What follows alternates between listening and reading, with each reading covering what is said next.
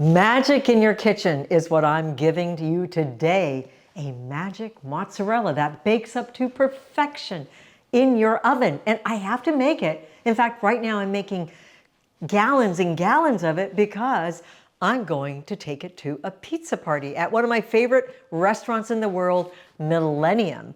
And their pizza pop-up, which happens on Monday nights, when they turn it into something called above ground. Oh my God, the pizzas there are just incredible. And I'm just so excited to be able to take my mozzarellas. I'm also taking ricotta and some butter and some other cheeses there next Monday night. So I got to get to work making gallons of this stuff. So you're going to help me do that today. So this comes right out of the Vegan Creamery, and some of you may have attempted it. This is a super easy cheese to make. It only takes a few minutes, but it is fermented. So there's a few pointers that I have to give you so you make sure that it's only the good bacteria that grows, not the bad. Okay, as I mentioned, when you're fermenting something, you want to make sure that you have the sanitariest conditions, or is it most sanitary conditions you possibly can have, so that you don't have funny stuff growing overnight during the fermentation process. So these are cashews. These happen to actually be pasteurized, so I'm pretty confident that these are pretty clean. But if you're getting your cashews, your raw cashews from the bulk bin or something, you have no idea whether or not, there's other hands that have been in there introducing funny stuff. You want to make sure that you pasteurize these. So we're going to do that by boiling it in hot water for a couple of minutes, boiling water for a couple of minutes. So it'll soften the cashews, making it easier to process in our blender. Now, while your cashews are boiling, you may also want to make sure that all of your containers are free of debris and any potential bacteria. So both of these have been sterilized as well with boiling water.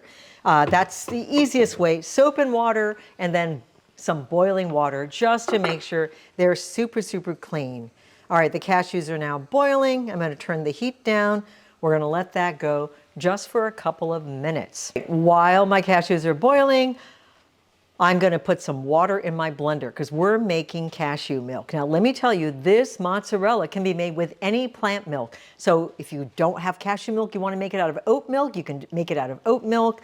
You can make it out of sunflower seed milk or any of the milks in my Vegan Creamery book. Okay, my cashews have boiled. I think they're pretty sterilized now, so I'm going to drain them in my sieve.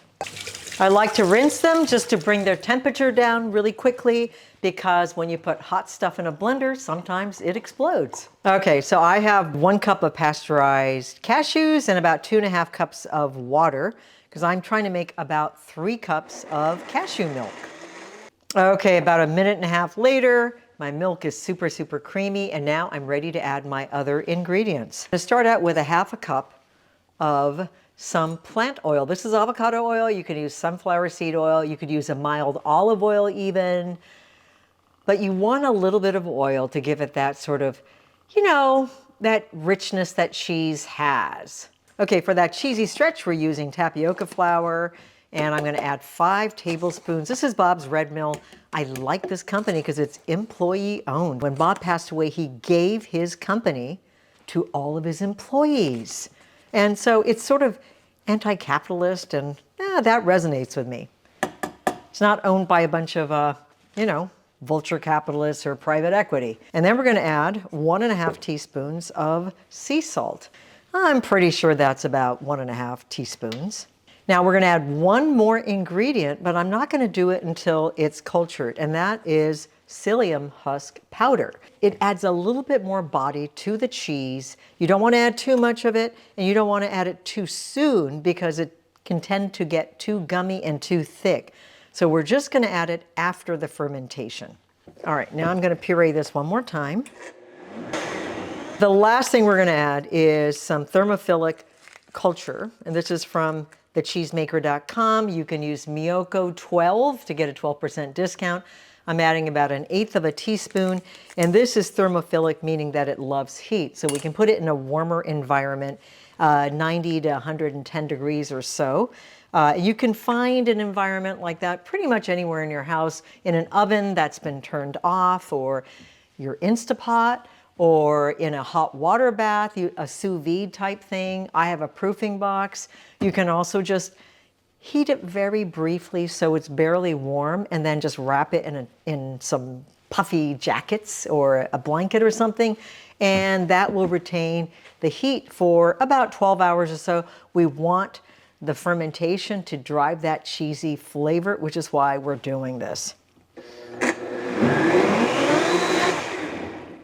That's it. Once you have that blended up, you're going to pour it into your sterilized jar and put the lid on. The heat alone has warmed this up to about 90. I can tell just by feeling the jar, but you can use a thermometer if you like. But this is now ready to go into a warm place to go to bed for about 12 to 16 hours until it has just a little bit of tang. Now, with a mozzarella, you want it to be mild. You don't want it to be too tangy. Because if it gets too tangy, which happens the longer you let it sit, it's not going to be quite right. Now, I know some people add something like vinegar to this or lemon juice to give it a little bit of tang. I just don't think it tastes right. So try to embrace natural fermentation. It's really easy to learn. As you can see, this whole process takes like 5 minutes, and then it's just a waiting game for another 12 hours or so. Okay, I made this jar yesterday so I could film. So I'm pouring it back in here. It's about 4.6, 4.7 in terms of pH. It's okay if it's somewhere between that and maybe 5 or so, just to have a little bit of that cheesy flavor without being too tangy. You don't want it below 4.6. Now we're going to add the psyllium husk powder. And I am going to get a measuring spoon for this because the amount that we add is very, very precise. So as you can see, this is really runny. And to give it a little bit more body so you have more control over the pizza that you're pouring it on, you can add up to 1 tablespoon, depending on how long you want this to sit. The longer the psyllium husk sits, the thicker it gets. So if you're going to be using this a week from now, start out with only about a teaspoon. If you're going to use it today, you can go up to a tablespoon just to add some viscosity and thickness to make it easier not only to add to your pizza, so it doesn't like just spill off, but also it adds that bite of that cheese sensation. You know how sometimes vegan cheeses are just sort of like sauce on your pizza and they don't have the bite of cheese? Well, the psyllium husk will help create that little bit of chew that you're looking for. So I'm going to add about a teaspoon, teaspoon and a half today, because this will not be used for a few more days. Here is one of my buckets of cheese of the magic mozz that I've been making for the pizza party next week. And I'm going to add this to the bucket. This will be my 3rd bucket. So now I have, I believe, 12 quarts of magic mozzarella. Okay, let's take this to Millennium and see how they bake up on their pizzas.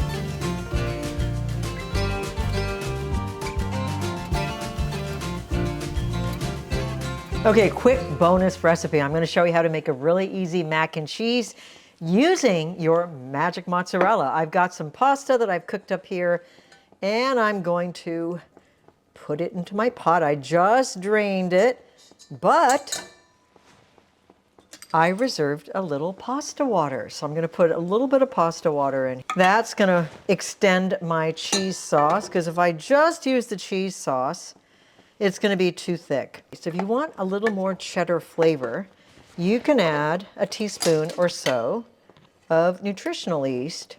Oh, look at that. Look at that. Oh my gosh. Look at that cheesy concoction. I think it's a little too thick. I'm going to add a little bit more pasta water. which has a little bit of starch in it, and it's salty and perfect. Oh yes, oh yes. I think I'm gonna add a little bit more cheese sauce too. Okay, so it's not just for pizza, it's for easy mac and cheese. You can use it on a lasagna, a pasta bake, quesadilla, all sorts of uses. Oh my gosh, look at that. Now, if you accidentally throw out all your pasta water, you can substitute with just some plant milk. Make sure it's not a sweet one with sugar or something in it, because that would not be so good. And you know, I'm going to make this extra special. I'm going to add about a teaspoon of truffle oil to this and do a truffle mac and cheese. Oh, it's just going to be so good. Look at that. Now, if you want, rather than doing it on the stovetop, you can just pour the whole thing, the pasta and the cheese sauce with a little bit of pasta water or just water or plant milk into a baking dish and just bake it in the oven where it will bake up into absolute cheesy perfection. A little bit of black pepper. All right, I got to give this a taste.